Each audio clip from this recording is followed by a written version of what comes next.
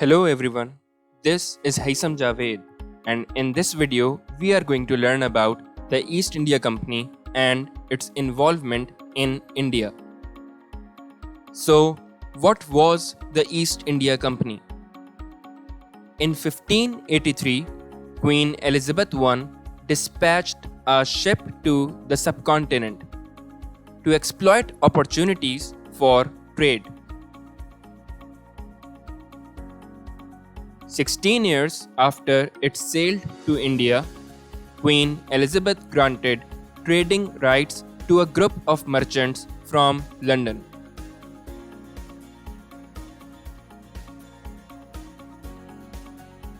The company was granted the Royal Charter by Elizabeth in 1600. The EIC later went on to establish the British rule in India. But why did the EIC become involved in India? The Dutch had long been sea traders and were the greatest map makers in Europe.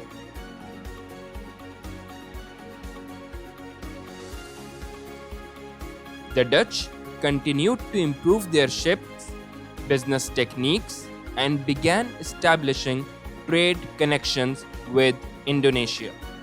Seeing the profits which the Dutch were making, Queen Elizabeth I joined the competition by permitting the English East India Company to set up and trade in India.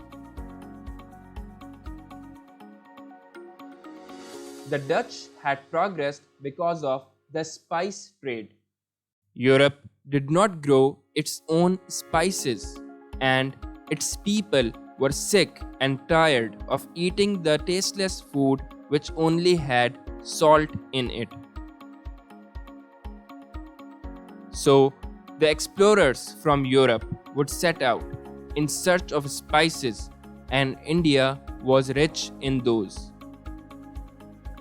The British not only wanted to buy black pepper, they also wanted to buy other spices, various types of cotton, silk, jute, opium, sugar, saltpeter, and indigo.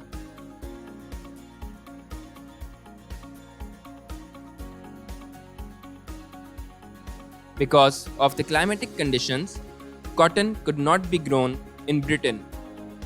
And since the 17th century, Britain had to import cotton from North America and India. Cotton yarn and cotton cloth were high in demand because cotton clothing was more comfortable than the woolen clothing that the British usually wore.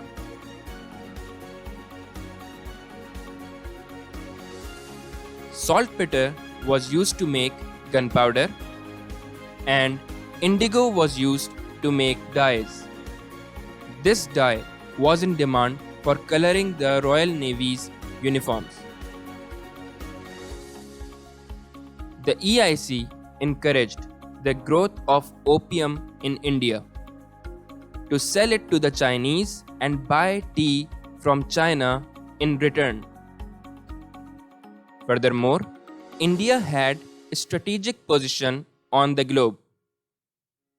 It would give regional supremacy to the British Royal Navy. They would also be able to control the sea routes and hence trade with the East. Initially, the EIC was only interested in trade and not in any kind of politics.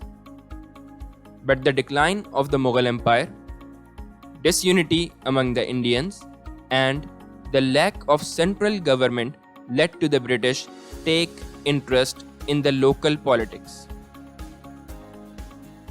Moreover, they saw an opportunity to promote Christianity and their Western culture as well. Next up would be the British expansion in India. Stay tuned.